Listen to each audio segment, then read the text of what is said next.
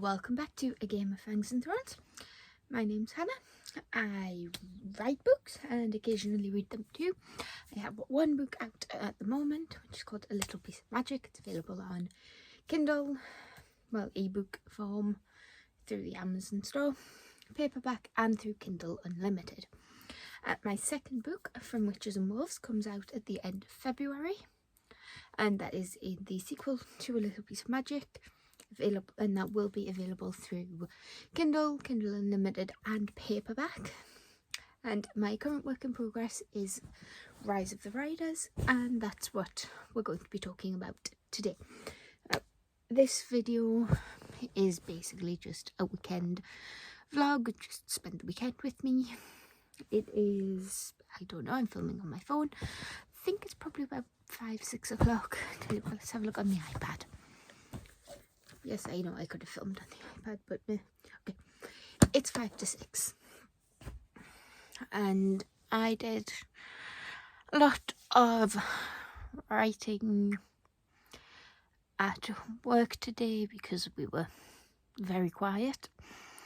And I work on as a receptionist and admin support on a hospital ward. So there is lots of downtime for me specifically.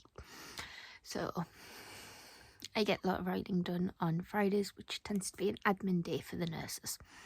So I got some words that I need to type up there. So I'll get to that at some point, I think. And then tomorrow is the Sarah Cannon's Hard Breathing's Double Down Day, with it being the first Saturday of the month. So really, it's just a case of getting as many words in as possible. It's a big online community, and there's plenty of sprints and stuff happening.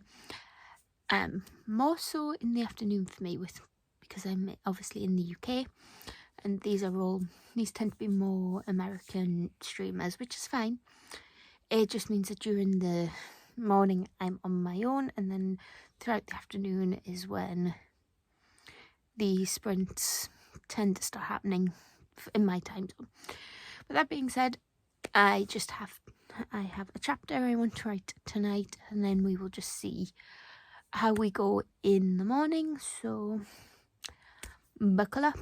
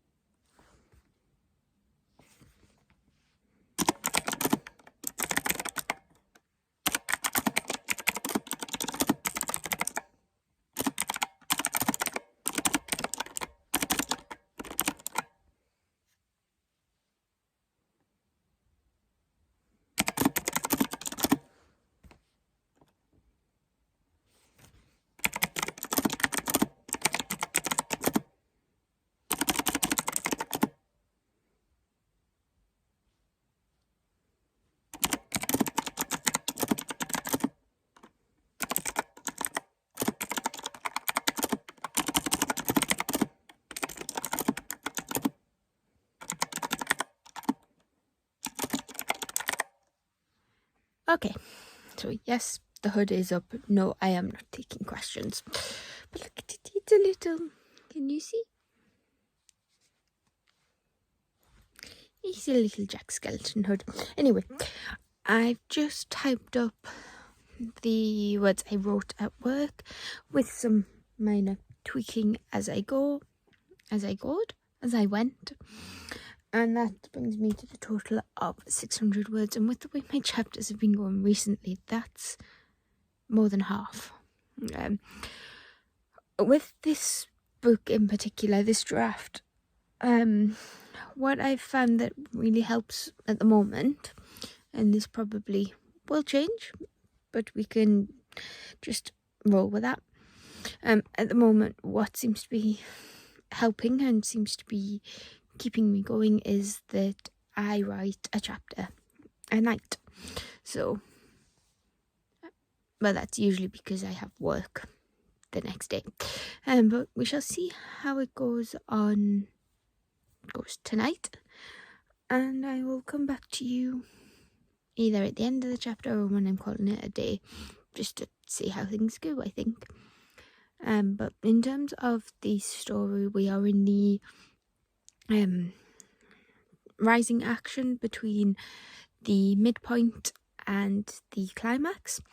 So I'm just trying to build up the tension, bring in some more plot points that will lead up to that.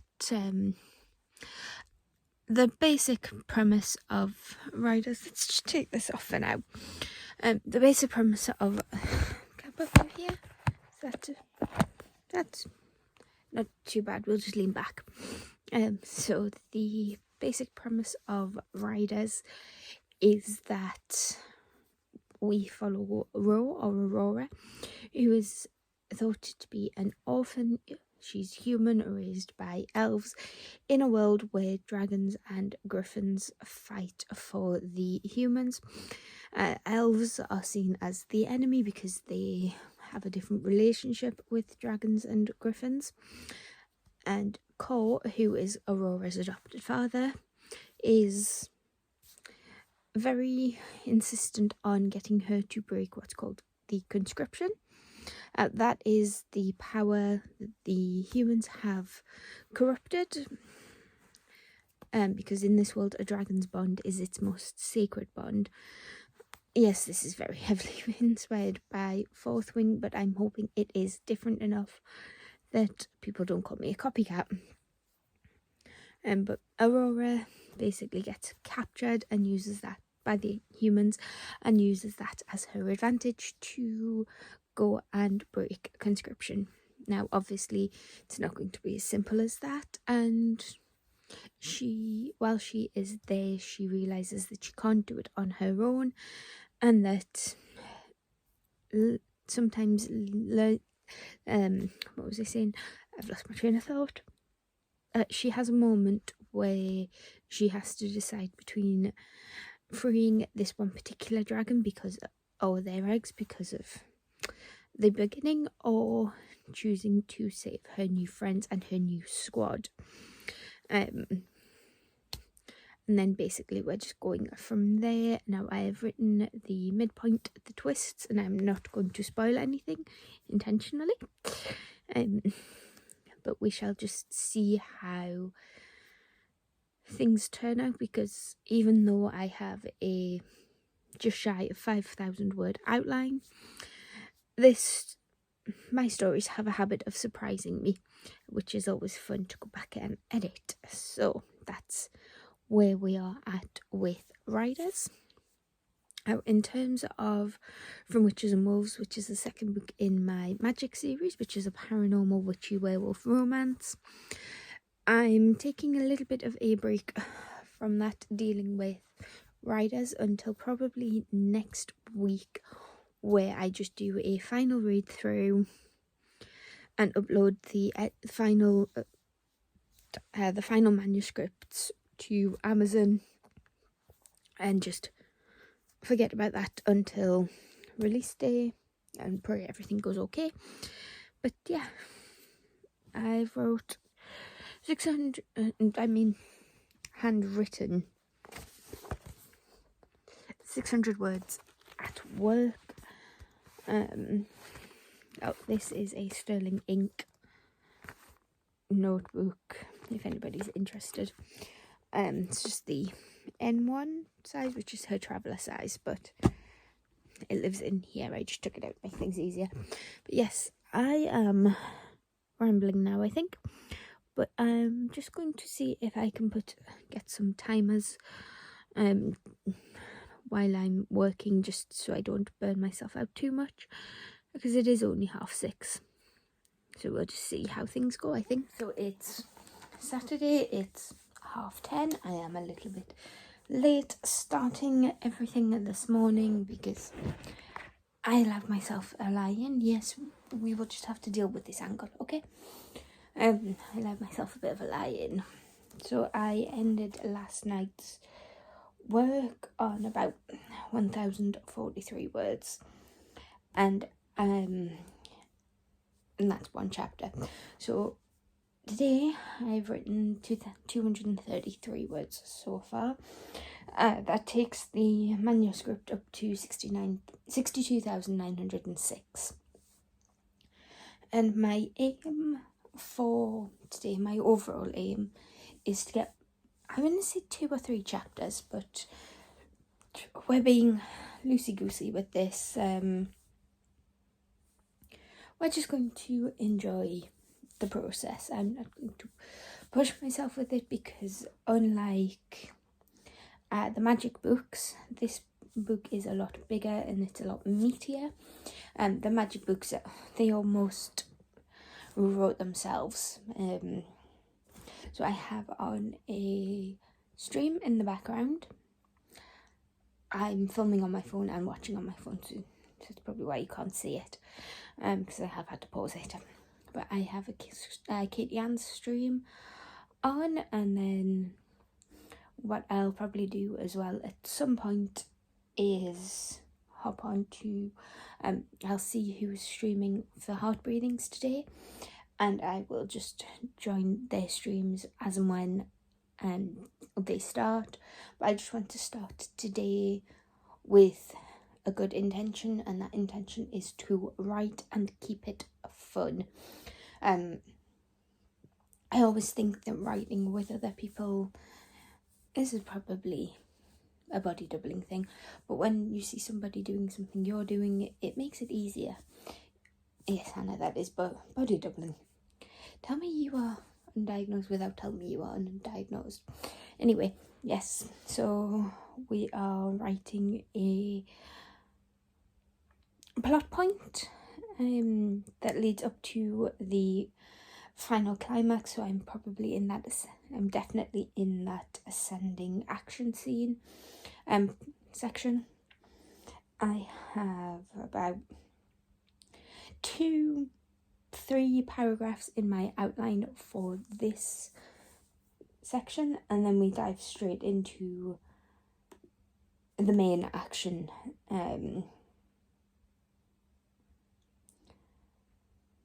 And then things just start going from there. So while I'm saying I want 2 or 3 chapters today, what I'm aiming for is to get to the start of that climax, just because I'm not getting bored of this story, but I'm just wanting to get to the more fun parts of writing. But yes, that's the plan for today. I will come back to you at some point, I promise. Okay, so it is now Sunday. I completely forgot to update you yesterday, but I ended up finishing the day on 2,405 words, which takes my overall manuscript to about 66,000, I think. And because it is Sunday, I'm having a bit of a lazy day. I'm still in my pajamas. I've had hot chocolate, and I have finished my cross stitch. Not as exciting as manuscript, but I finished. And I will show you properly at some point. And then because I'm having a bit of a lazy day, I'm going to read. So this is the Illumicrate edition, I think. Yes. This is the Illumicrate edition of Water Moon by Samantha Soto-Yambo. And it follows Hannah, who is a pawnbroker's daughter in a world where they don't sell and trade objects. They sell and trade, well, they sell, no they don't, they buy memories and choices. So we begin with Hannah's first day Hannah's first day running the pawn shop after her father has retired. We then meet Kay. Then we meet Kai, I think, I'm not sure how to pronounce his name, but we meet Kai, who has a choice to make as well. But normally when people come to this pawn shop, they are seeking help. Kai is the first person to offer it. So what begins is a journey into Hannah's world where you ride on a song and paper cranes hold memories, and it is ruled over by some ageless, terrifying creatures who may or may not have been responsible for Hannah's mother's death. So her father has decided to try and find her mother, and Kai is going along for the ride. Now Kai is a scientist and he is trying to explain the unexplainable in Hannah's world. This is beautiful. The chapters are so quick. They are told in alternate POV between Hannah and Kai.